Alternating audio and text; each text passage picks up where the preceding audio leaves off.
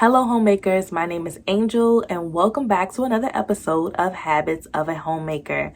Today, I'm going to be sharing with you all 10 things that you need to stop doing in your marriage. Let's get on into this. All right. The first thing you need to stop doing in your marriage is telling other people your spouse's love language. Y'all, I cannot say how many times I literally cringe when I hear people on social media, whether it is on a video or on a post, where they are sharing what their spouse's love language is. Just going on about how their spouse's love language is physical touch and how they love to be touched, or, how their spouse just loves, words of affirmation or whatever it is. Whatever that love language is, I want to let y'all in on a secret, okay? Come here. That's for you to know only. That is not for you to share with the world. That is for you to know and for you to become fluent in, not everybody else, okay? People don't need to know that. They don't need to know what your spouse's love language is. Just think about it, If you are constantly letting someone else know and letting all these people know what your spouse's love language is, then you are actually giving the enemy ammunition to try to either bring about temptation or to, whatever. I mean, let's just say it's just not a good thing. It's just not wise. It's just not wise to be letting the world know what your spouse's love language is. So that's first things first. All right, the second thing is talking negatively about your spouse. This is not anything that you want to do. You do not want to bash your spouse to your family, to friends, to people online, none of that. And some of it's not even intentional. I see oftentimes women who will leave comments on, people's platforms, on Facebook or Instagram or YouTube or whatever, and they'll just go ahead and start venting about what's going on in their marriage and, how their husband is not doing this and how he's been struggling with this sin for how long, and can these women pray for him, and all of these different things. And you don't want to do that. You do not want to put these things online and to talk about your spouse in a negative way online, okay? And it's not about, hiding anything or trying to be fake or anything like that. It's just none of these other people's business. And you just don't need to put your spouse out there in a way that is going to negatively impact them and negatively impact your marriage. The same thing goes for if you guys have disagreements or anything like that. You don't need to run to your mama and be picking up the phone like, "Mom, hubby just did such and such, or he said this and this hurt my feelings." Like, no. You have got to reach a place of maturity where you can resolve conflict within your relationship, okay? Without running to everybody else. But let me give this disclaimer, okay? That does not mean that you cannot seek wise counsel, okay, from trusted people, like a trusted friend or a counselor or things like that. That does not mean that you have to just keep everything in and just, not ever talk to anybody about anything if something is going on. That's not true.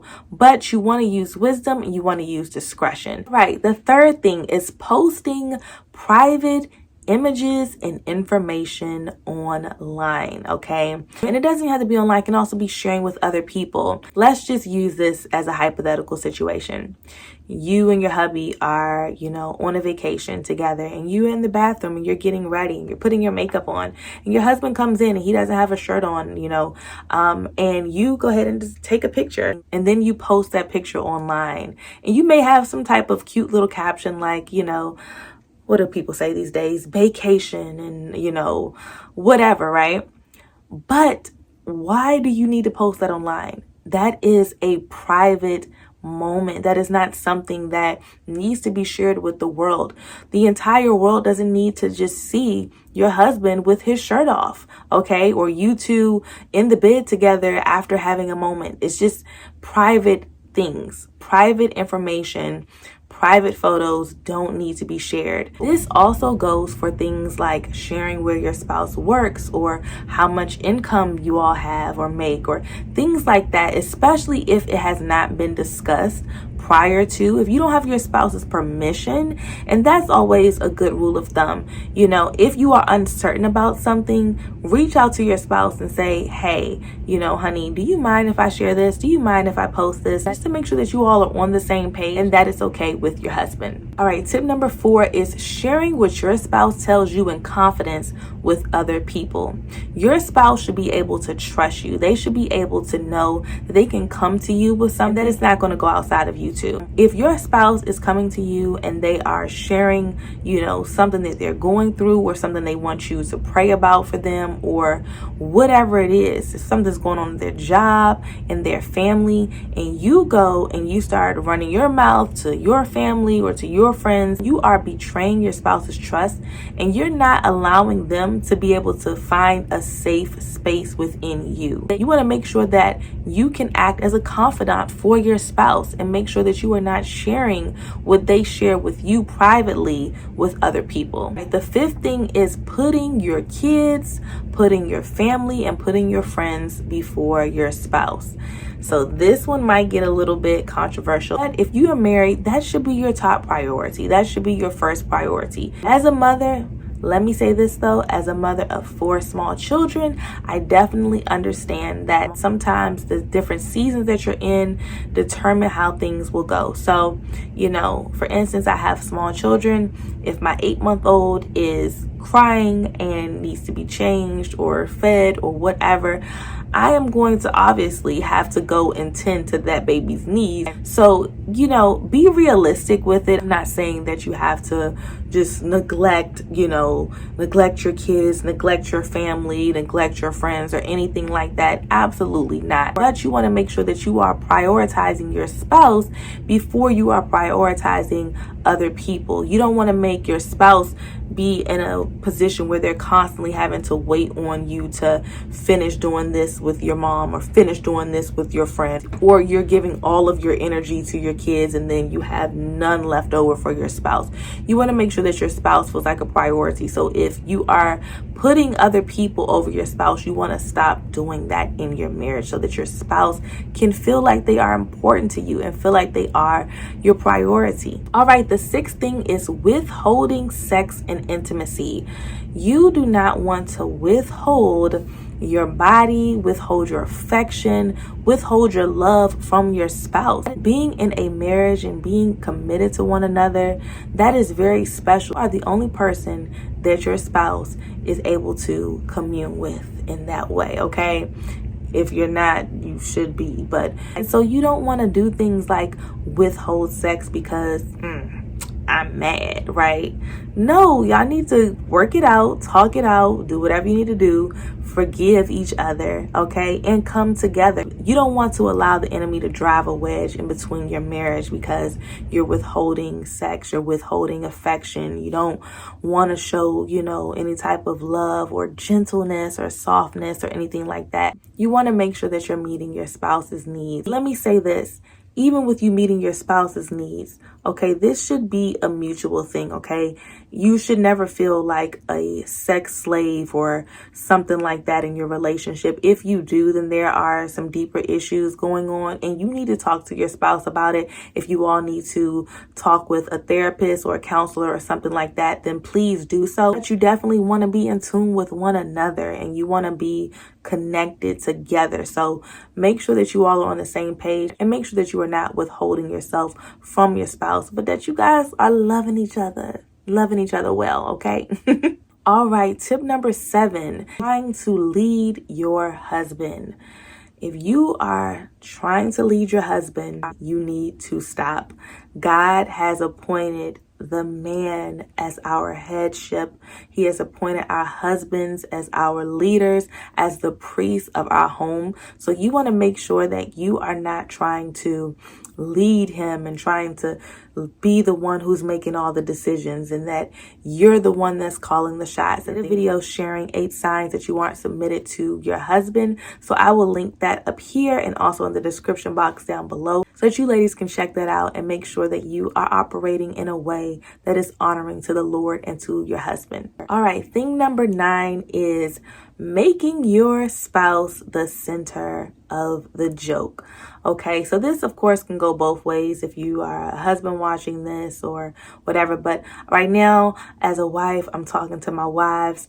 I see this happen so often where women are literally online making fun of their spouse, whether they are belittling them by talking down about their spouse like they're a child, like, oh yeah, I have 5 kids, well, really, if you count my husband, that's 6. Or doing things like, I saw a woman years ago post a picture of a laundry basket and her husband had like threw his socks or his underwear or whatever, like right beside the laundry basket. And she posted a picture of that.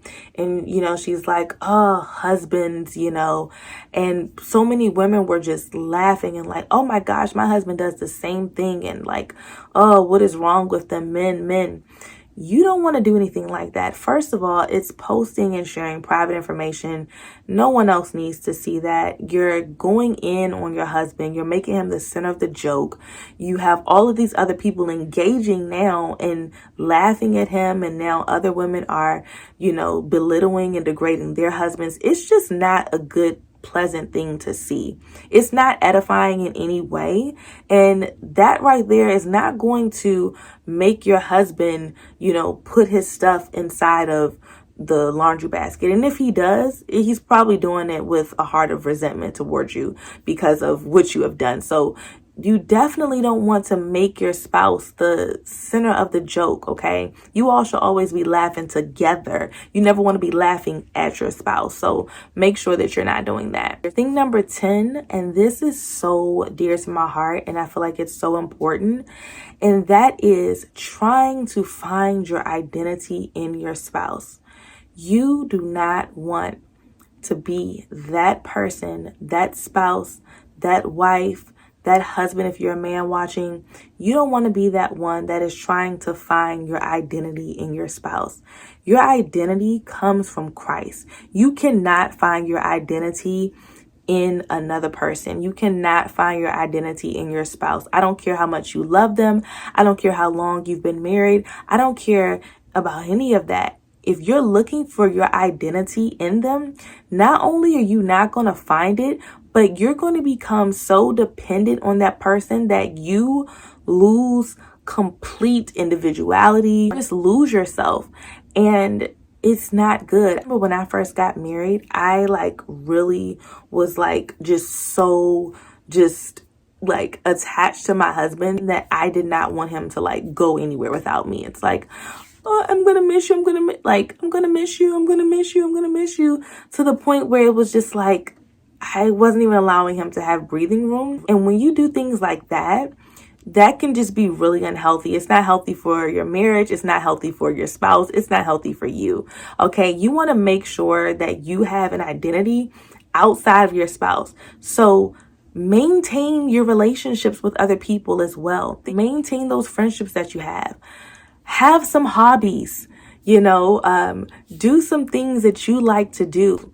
Your spouse doesn't have to be the complete center of everything to where you have no individuality. If your spouse is asking, what do you want to eat? And it's just always, well, whatever you want, only what you like.